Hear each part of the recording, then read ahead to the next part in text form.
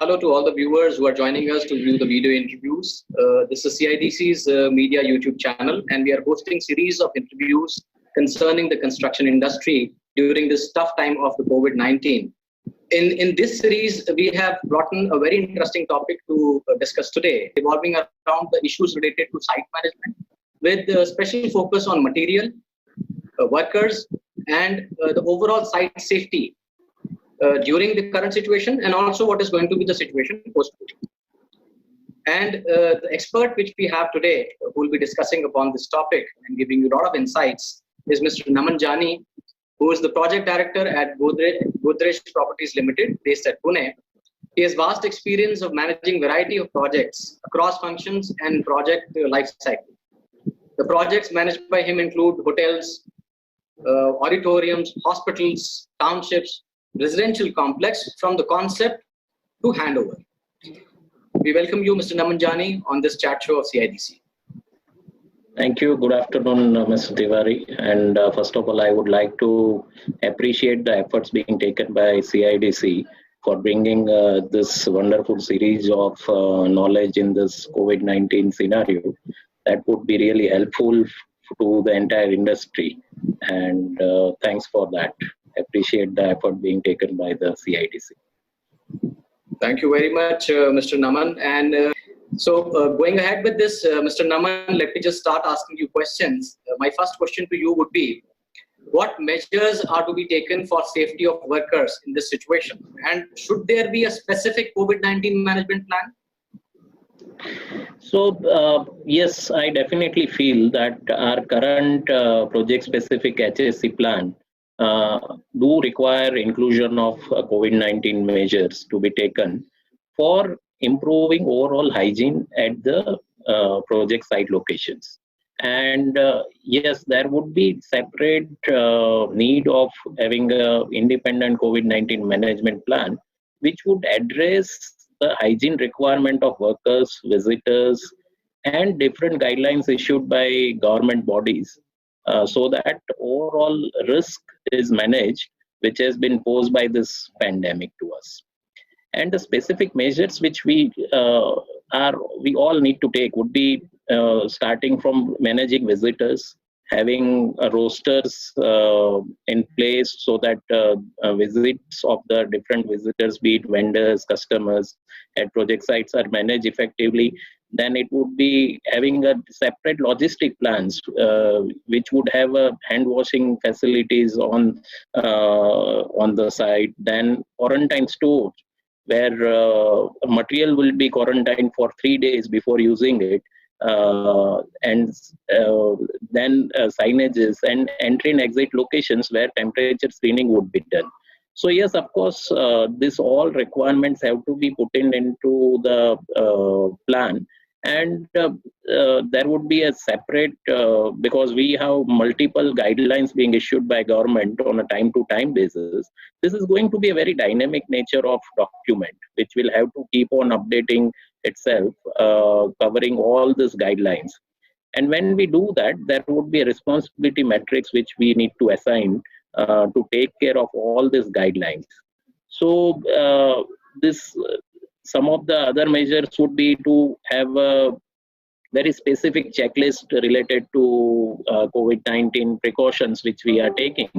Like at the entry, you would have a checklist and undertaking of the visitor with the no history of being in containment zone or travel history. So such undertaking would be a part of our day-to-day operations now, to manage the risk of this COVID-19.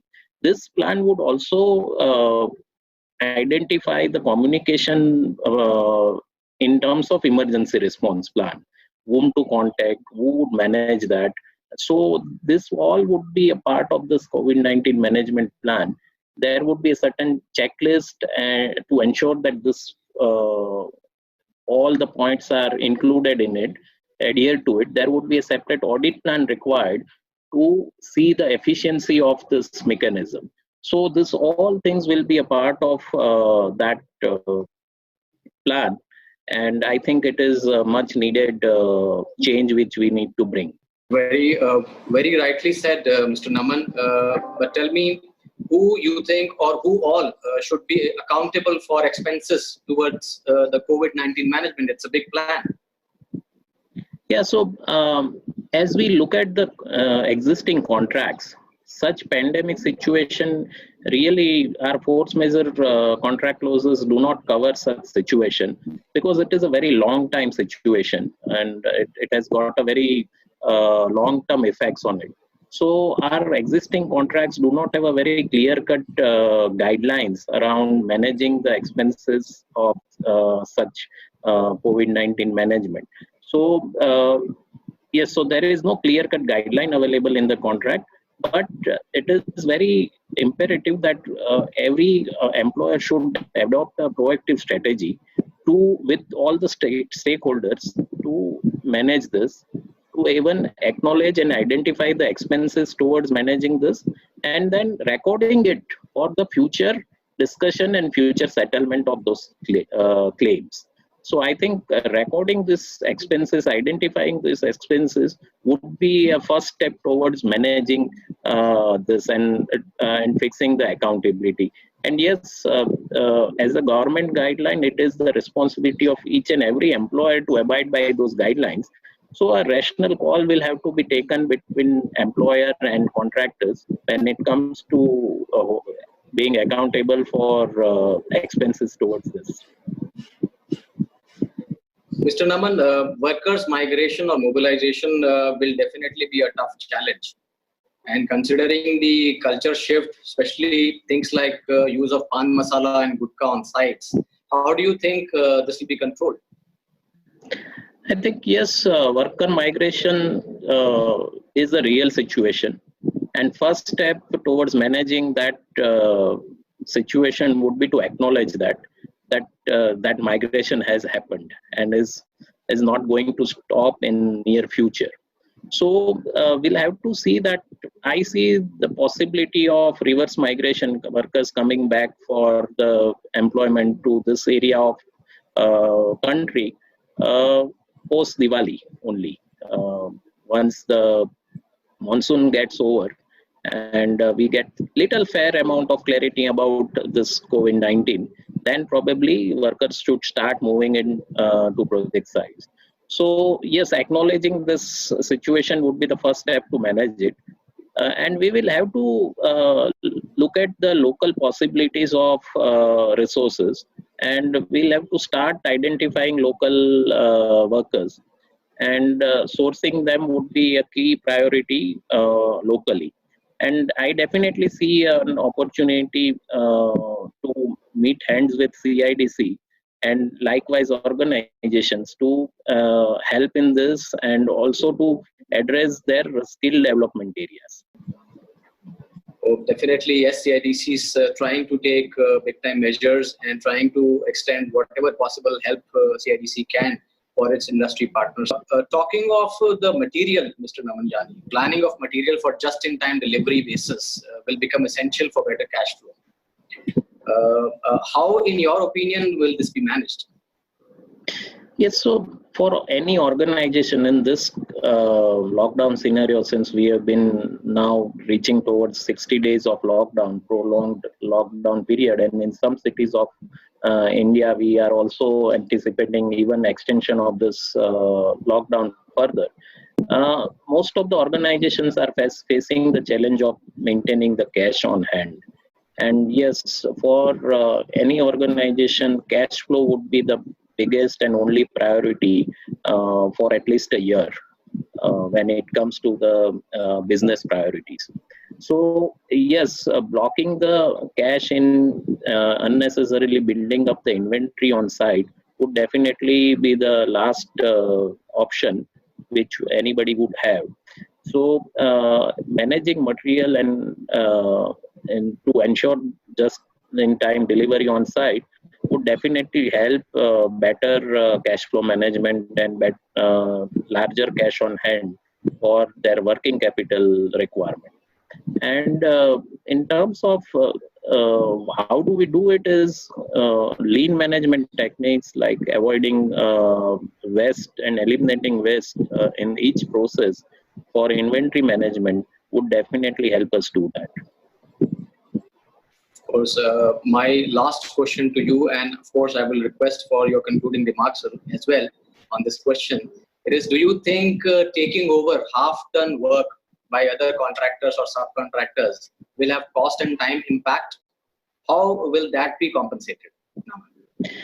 So yes, that would have cost and time impact because this lockdown decision was very sudden. And post that, this migration situation came up. So for the projects which are halfway through, are going to face this challenge where to mobilize the subcontractors and workers for already half done work. First of all, convincing them to work on the half done work would be a challenge. So that would require a little bit of incentivizing strategies for them to take up those works. And also, so that would have a cost impact on it. And of course, to convince them and to mobilize such workers would also be time taking. So yes, it would have an impact on cost and time. But how do we compensate that? And there is no simple answer to that, but yes, when we take a trade-off between the idling cost of the project and some incremental cost towards mobilizing these resources to take up such half-done job, that trade-off, I think output of that trade-off would definitely help us take this decision more effectively. Thank you very much, Mr. Naman Jani, to share all this detailed insights which you've shared about this industry and the site management and related problems. We thank you very much for being a part of this chat show. Thank you, Mr. Tiwar. It was very nice talking to you, and I am also very happy to see that CIDC has forwarded certain provisions and certain advisory to government, seeking certain support from them and helping the industry to function the way it was. So I appreciate that, and I hope to see a very positive reply from government to sustain our business going forward. Thanks again. It was lovely interacting with you. Thank you very much once again, Mr. Naman Jani. And for our viewers, as we always say, keep on liking, keep on watching such interactive sessions which we are trying to bring to you in this tough time of COVID-19. And do keep on giving us the feedback. It's your feedback only which is helping us to schedule more and more interviews, encouraging us to bring in the interactive sessions of the experts. Thank you very much.